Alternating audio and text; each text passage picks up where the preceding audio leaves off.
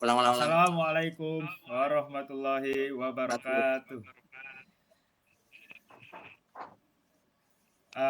Dari itu dari Perkenalkan, kami dari kelompok 2 dan kali ini kami akan mempresentasikan tentang sejarah kemerdekaan Indonesia. Kelompok 2 ini beranggotakan yaitu pertama, jawab Bim. perkenalan diri Bimo. Perkenalan diri. Aryo Bimo. Aryo Bimo, yang Wi, kedua, Wijaya Jati Gumilang. yang ketiga adalah saya sendiri yaitu Junio. Next. Untuk daftar isinya ada 3, yaitu yang pertama adalah latar belakang kebangkitan nasional, yang kedua adalah kebangkitan nasional pada awal pergerakan modern, yang ketiga adalah dampak dan lanjutan dari kebangkitan nasionalnya. Latar belakang kebangkitan nasional. Politik etis dan perbaikan pendidikan Bumi Putra. Pada awal abad ke-20, pemerintah kolonial Belanda menerapkan politik etis. Salah satu programnya adalah memperluas akses pendidikan pribumi. Walau masih terbatas, kebijakan ini melahirkan generasi kaum terpelajar yang mulai berpikir kritis, memahami ide-ide kebebasan, dan menyadari bahwa kemerdekaan adalah jalan untuk memperbaiki nasib bangsa.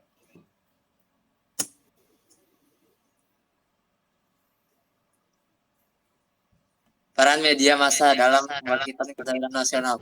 Surat kabar dan majalah seperti Medan Prijaji atau Bintang India menjadi wadah penyebaran ide nasionalisme. Melalui tulisan kritik terhadap ketidakadilan kolonial disebarkan ke berbagai daerah, memicu rasa persatuan dan membangun kesadaran bahwa rakyat di berbagai wilayah menghadapi nasib yang sama di bawah penjajahan.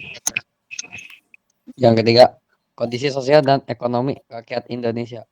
Kehidupan rakyat pada masa itu tertekan oleh sistem tanam paksa, pajak yang memberatkan, dan monopoli perdagangan oleh kolonial.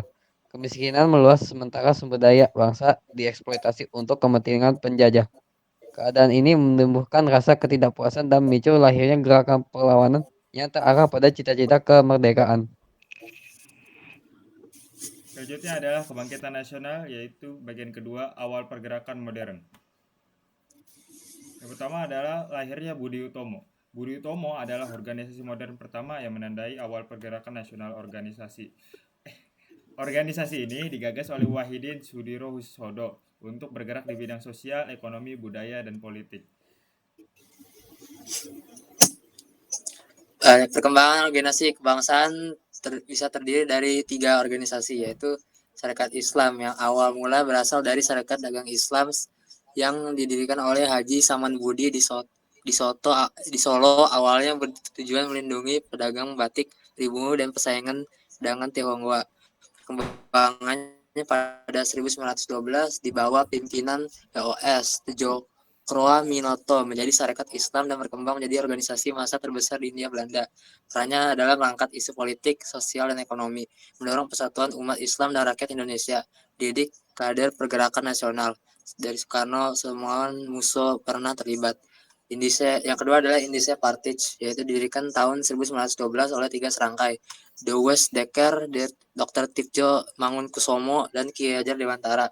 Tujuannya untuk menyatukan semua penduduk Hindia Belanda melawan kolonialisme, mengupayakan kemerdekaan Hindia Belanda, dan nasibnya dilarang oleh pemerintah kolonial hanya setahun setelah berdiri karena dianggap predikat. Yang ketiga adalah Muhammadiyah, didirikan tahun 1912 oleh Ki Hajar Ahmad Dahlan di Yogyakarta. Fokusnya pembaruan pendidikan Islam dengan metode modern, pendirian sekolah, rumah sakit, panti asuhan, mengajarkan Islam murni berdasarkan Al-Quran dan hadis. Peran dalam kebangkitan nasional meningkatkan pendidikan dan kesejahteraan, membentuk dinasti pelajaran berperan dalam pergerakan. Organisasi yang lainnya muncul itu bisa Budi Utomo, Perhimpunan Indonesia, dan Taman Siswa. Peran kaum terpelajar dan intelektual dalam kebangkitan nasional, yaitu latar belakang muncul kaum terpelajar, yaitu yang pertama politik etis tahun 1901 yang dicanangkan Belanda untuk membuka akses pendidikan bagi pribumi melalui program edukasi. Munculnya sekolah-sekolah seperti Stovia, Sekolah Dokter Jawa, Osvia, Sekolah Pegawai Pamung Praja, HBS, dan Mulo. Pendidikan Barat melatih kemampuan belajar kritis dan membuka wawasan tentang kebebasan, demokrasi, dan nasionalisme. Yang kedua, karakter kaum terpelajar. memiliki kemampuan baca tulis dan akses terhadap buku, surat kabar, serta informasi internasional. Aktif berdiskusi dalam membentuk organisasi atau kelompok studi, mampu memimpin dan menginspirasi masyarakat luas karena kecerdasan dan kepeduliannya. Yang ketiga, peran strategis dalam pergerakan nasional, memberikan organisasi Budi Utomo, Taman Siswa, dan Sarekat Islam. Menggagas ide perjuangan, menyuarakan kemerdekaan melalui tulisan dan forum internasional, menggunakan media massa, surat kabar seperti The Express, Utusan Hindia, Medan Prijaji, mendidik masyarakat, sekolah, kursus, dan pengajaran untuk menanamkan semangat kebangsaan.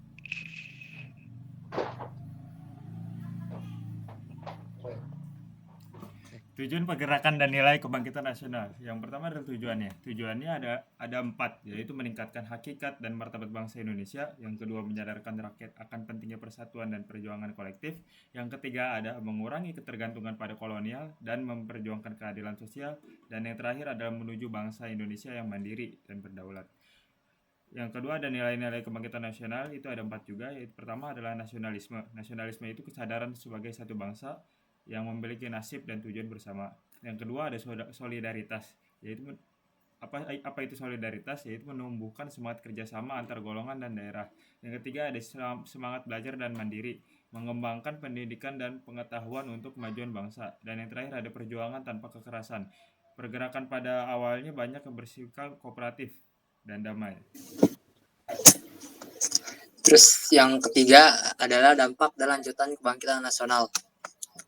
Dampak dan lanjutan kebangkitan nasional, pendorong lahirnya organisasi pemuda dan Sumpah Pemuda. Kebangkitan nasional menumbuhkan kesadaran baru di kalangan pemuda bahwa perjuangan harus dilakukan secara bersama, melampaui batas suku dan daerah.